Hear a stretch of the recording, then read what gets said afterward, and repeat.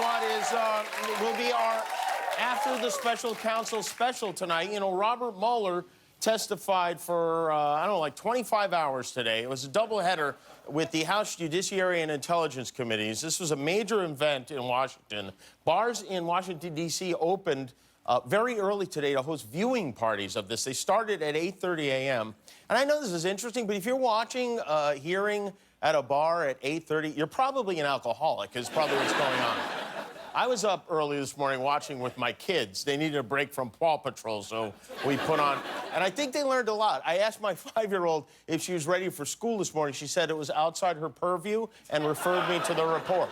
So, Robert Mueller seemed, I don't know what I was imagining, but he seemed tired at times. He seemed older than I expected. Anyone hoping for the Mueller of dragons was disappointed. He was pretty low-key, but what he said was devastating. This was from the very first questioner, and it kind of sums it all up. The report did not conclude that he did not commit obstruction of justice. Is that correct? That is correct. And what about total exoneration? Did you actually totally exonerate the president? No. Oh, to be a McNugget on the White House wall when Trump saw that. And then later, a poorly selected question from Congressman Ken Buck made it clear that Trump might need to win in 2020 just to stay out of jail. Was there sufficient evidence to convict President Trump or anyone else with obstruction of justice? We did not make that calculation. How could you not have made the calculation with the regulation? The OLC opinion, Office of Legal Counsel, indicates that we cannot indict a sitting president. So one of the tools that a prosecutor would use is not there. Could you charge the president with a crime after he left office? Yes. You believe that you could charge the president of the United States with obstruction of justice after he left office? Yes. And that's when you could hear Melania cheering loudly from down the block. Mueller also laid out, for those who may be confused, who exactly the Russians were backing in 2016. Did your investigation find that the Russian government perceived it would benefit from one of the candidates winning? Yes. And which candidate would that be? Well, it would be Trump. Correct. I like Trump better. All you can eat Trump, you know? Mueller said all along he wouldn't deviate from his report, and he didn't. He declined to answer or deflected questions about 200 times today. The Republicans did their best to paint Mueller as biased. They treated him very badly, and I know it's a lot, but I want to break it down for you.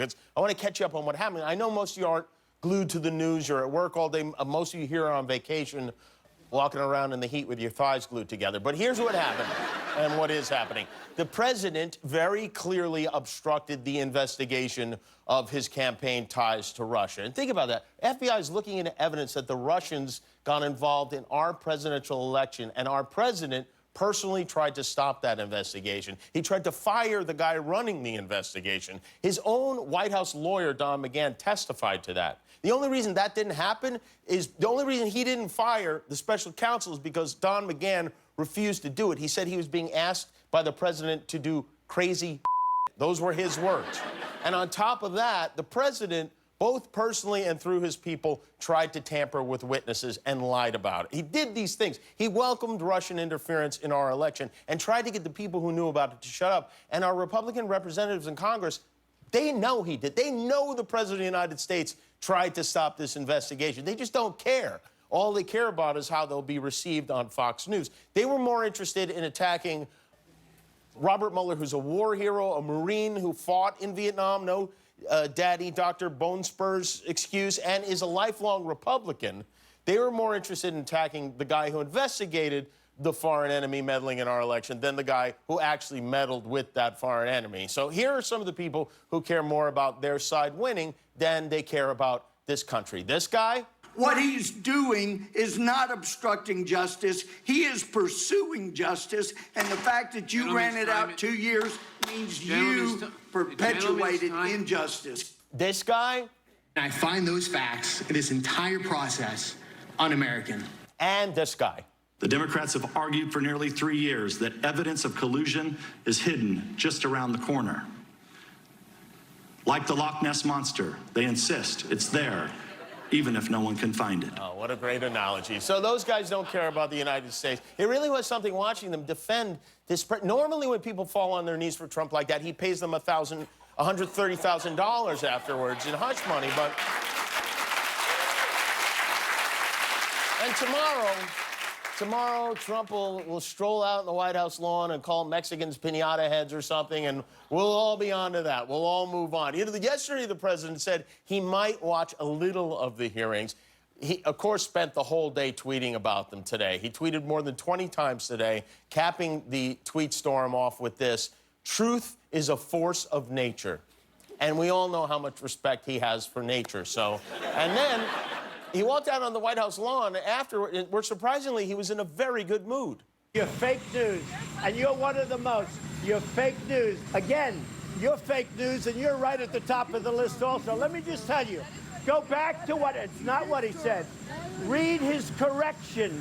Read his correction. No, a very dumb and very unfair question.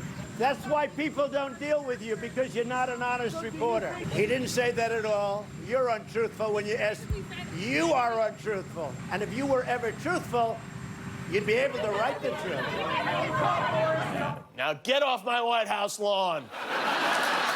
So I wouldn't want to be an ice cream spoon in the White House tonight. By the way, the president's TV lawyer, Rudy Giuliani, was on Fox and Friends this morning doing a little pre-damage control, defending his client and friend, and entertaining the Fox crew with one of his many wonderful impersonations. The Democrats are going for sound bites for the election. Mueller saying, obstruction of justice. You cut everything up. Obstruction of justice, which the guy will say obstruction of justice. Obstruction of justice. Did you decide it? No. I think he's stealing Trump's material, because that's like his thing.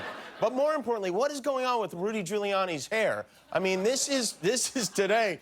This is from a year ago in May. His head got vandalized. Is that a bad dye job or rust? Anyway, this is great. As all this Mueller stuff is going down, right in the middle of the hearing, this is what the First Lady was up to. She tweets, while Mueller's on the hot seat, "Christmas planning has begun in the East Wing at the White House. I'm looking forward to sharing our final vision for this unique tradition in the coming months." Really? I know they wanted to change the subject today, but they couldn't come up with anything better than Christmas? It was 84 degrees in Washington today. She's chugging eggnog. Maybe after the testimony, they just wanted people to know they're still planning to be in the White House come December. Hi, I'm Jimmy Kimmel. An evil wizard has trapped me inside this YouTube video. Click subscribe to help me escape.